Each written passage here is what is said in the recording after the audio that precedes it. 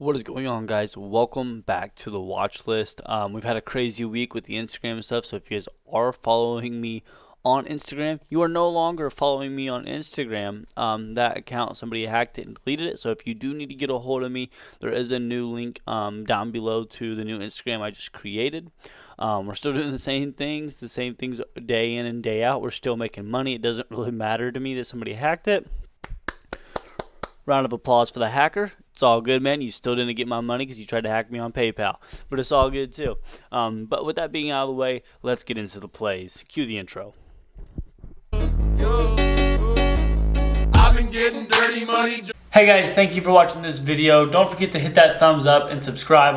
I'm putting out at least one video a week, giving you guys absolutely free content that's going to help you guys, whether it's long-term, short-term, just in finance. And everything like that. So with that being said, let's jump back to the video. What's going on, guys? Here we go. We got a few plays here. There's not a lot. Again, we're kind of in a swing period into new government. Again, the coronavirus is still a thing here, and it's really causing still a lot of problems in this market. I've been reading a lot of analysis and doing different things, and there's a lot of people saying that, we're going up, and there's a lot of people saying that we're going down. The big thing that I'm waiting on personally, because a lot of you guys that follow me know that I want to buy a house here soon. I'm not buying a house anytime soon because I think that there's going to be a delinquency in the market because there is a massive amount of jobs that are not coming back to the market. Those people are going to have to do something, and that's a whole spill about the housing market. I can create another video. Leave a comment below on the favorite play that you have of this, and on if you want me to make a housing video. Now, with that being said, Alphabet, which is also Google, and everybody loves Google, everybody loves YouTube, you're on it right now, all these different platforms that they do, you guys all use Google to search anything, don't lie to me, but they have a lot of lawsuits. Now, they've dealt with a lot of lawsuits in the past, but these seem to be stacking up some, and it's affecting the share price, and we're at a kind of a key level in here that I'm expecting, if it does break it, to go down into about 1700. So I'm buying puts on this. This is one that I would buy cheap puts on, or the cheapest you can get. But Google is not cheap whatsoever when it comes to options. Look at basically doing a debit spread going downwards. That is something that I would definitely look into if you're wanting to play this on a small account. Risk very little, miss small.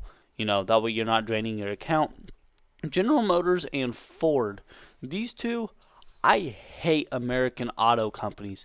They don't make very much money, and they're just horrible companies for long term. The EV market, electric vehicles, for those of you that don't know, still popping off, still doing amazing. Tesla just got introduced into the S&P 500 on Friday, I believe. I did not watch it. I did not care. I am not a Tesla shareholder anymore. I used to be. I am not anymore, for any of those asking. General Motors, I think this is a put. I think this is going to be a cheap option that you can literally buy for 2 weeks out. General Motors or GM is usually very, very cheap. Along with Ford, I would buy 2 weeks out, and I would buy pretty close to in the money, and you can get those usually for around $50, sometimes even cheaper, depending on if it pops up in the morning. So you can probably get those for even cheaper, depending on when you buy those. Walmart, again, we talked about this play the other day. They are at a key point to this. 145 is very, very key for them. I do see them falling, them and Target. So TGT, I would rather see Target fall. I don't know why that did not just accept it at all. But here we go. They have the same chart almost. This is one that I just don't like betting against Walmart. And you guys have heard me say that I like buying calls on companies like this. I do not like buying puts. But again, if I'm going to miss, I'm going to miss small on these plays that I really don't like. So I'll probably buy a Walmart put. I'll buy super, super cheap. And I'll make sure that I'm risking very, very little in order to make larger chunks. And that's how you guys should be options trading. Fedex is the one that I'm actually pretty excited about. I think if we can get a pop-up here, back up into 280, I think I can buy puts on this one, and it does have an actually solid downside. I would like for it to get back down into the low 270s. So again, 270 would probably be my goal. Not saying it's going to do it, and people are going to be like, that's a really, really small move. Yes, it is. With options, you do not have to capture large moves to make high percentages. And again, if you guys want to use spreads, you can do that. And again, something that I might do instead of playing these is I may buy or I may sell calls into this one. Just doing credit spreads. That's something else. Again, not a lot of people should be doing credit spreads. I'd rather you do a debit spread if you're going to play these. Fedex is cheap enough. You should be able to just buy puts on, though, for those of you that have smaller accounts. Again, if we're red this week, I will be buying more in the long term. There's a few stocks that I would like to go over when it comes down to those. I'm adding that to the course today. But when it comes down to the watch list, guys, everybody else is saying green this week because we sold off here at the end of the week. Let's look at SPY. Again, if you guys don't know what SPY is, that's the S&P 500 ETF Trust.